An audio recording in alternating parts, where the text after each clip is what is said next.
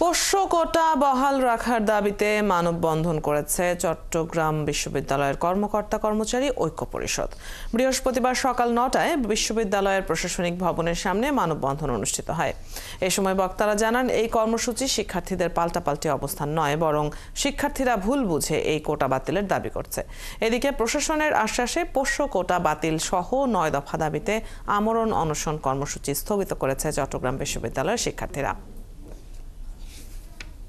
চট্টগ্রাম বিশ্ববিদ্যালয়ের আরো খবর জানাতে আমাদের সাথে যুক্ত হচ্ছেন সহকর্মী শুভ্র।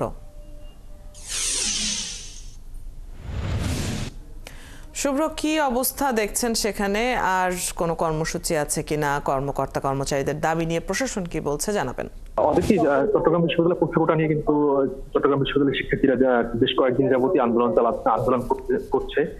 আমরা দেখেছি গত 29 ডিসেম্বর থেকে কিন্তু তারা লাগাতার দফায় দফায় আন্দোলন করেছে এবং সর্বশেষ আমরা গতকালকে দেখেছি যে গতকাল দুপুর 12টার সময় কিন্তু তারা অনশন কর্মসূচিতে বসেছিল এবং রাত 2টার দিকে বিশ্ববিদ্যালয় প্রশাসন কয়েকবার অনুরোধ করেছে। তারপরে কিন্তু শিক্ষার্থীরা অনশনকে আমরণ অনশন স্থগিত করেছে এবং তারা জানিয়েছে যে বিশ্ববিদ্যালয় প্রশাসন তাদেরকে জানিয়েছে যে আগামী রবিবার তারা একটি আলোচনা সভা করবে এবং সেখানে বিশ্ববিদ্যালয়ের কর্মকর্তা কর্মচারী, শিক্ষক এবং শিক্ষার্থীরা সবাই মিলে আলোচনা সাপেক্ষে সিদ্ধান্ত গ্রহণ করবে এবং সিদ্ধান্ত যদি পজিটিভ না আসে সেক্ষেত্রে হলো শিক্ষার্থীরা পরবর্তীতে আন্দোলন করবে বলে প্রশাসন জানিয়েছে এবং সেই আশ্বাসে কিন্তু শিক্ষার্থীরা আমরণ অনশন কর্মসূচি থেকে কিন্তু স্থগিত করেছে। এবং এদিকে আমরা দেখেছি যে আজ সকাল ৯টার দিকে বিশ্ববিদ্যালয়ের কর্মকর্তা কর্মচারী ঐক্য পরিষদ তারা কিন্তু পোষ্য কোটা বহাল রাখার দাবিতে তারা আন্দোলন করছে এবং তারা মানববন্ধন করেছে এবং তারা বলেছে যে বিশ্ববিদ্যালয়ের যে পোষ্য কোটা সেটা তাদের প্রাথমিক অধিকার এবং এর জন্য আসলে সাধারণ শিক্ষার্থীরা কোনো ধরনের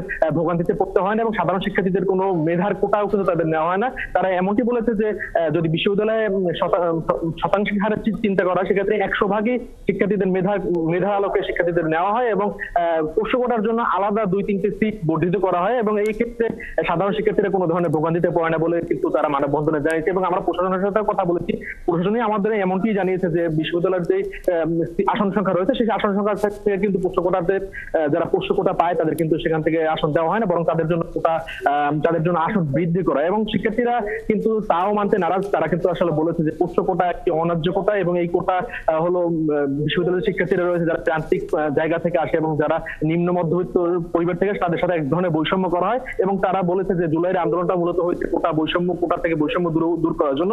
সেই যেন বৈষম্যমূলক কোটা যেন বিশ্ববিদ্যালয় না থাকে সেই দাবিতে কিন্তু তারা আন্দোলন করেছে এবং তারা বলেছে যে রবিবার যদি তাদের দাবি পূরণ না হয় এবং যদি পোষ্য কোটা বাতিল না করা হয় তারা কিন্তু ফের অনশন কর্মসূচি কিন্তু তারা আবার যাবে এবং আন্দোলন আরো বৃহত্তর করবে। এদিকে কিন্তু বিশ্ববিদ্যালয়ের যে কর্মকর্তা কর্মচারী রয়েছে তারাও কিন্তু বলেছে যে তাদের পোষ্য কোটা বহাল রাখার জন্য এবং তারা দাবি জানিয়েছে যে পূর্বের তুলনায় কর্মকর্তা কর্মচারীরা কিন্তু আগের তুলনায় সংখ্যা বেড়েছে এবং আনুপাতিক হারে যেন তাদের পোষ্য কোটা আরো যেন বাড়ানো হয় সেই দাবি কিন্তু তারা জানিয়েছে। অদিতি, শুভ্র, আপনার কাছ থেকে আমরা ক্যাম্পাসের আজকের অবস্থা জেনে নিচ্ছিলাম। ধন্যবাদ যুক্ত হবার জন্য।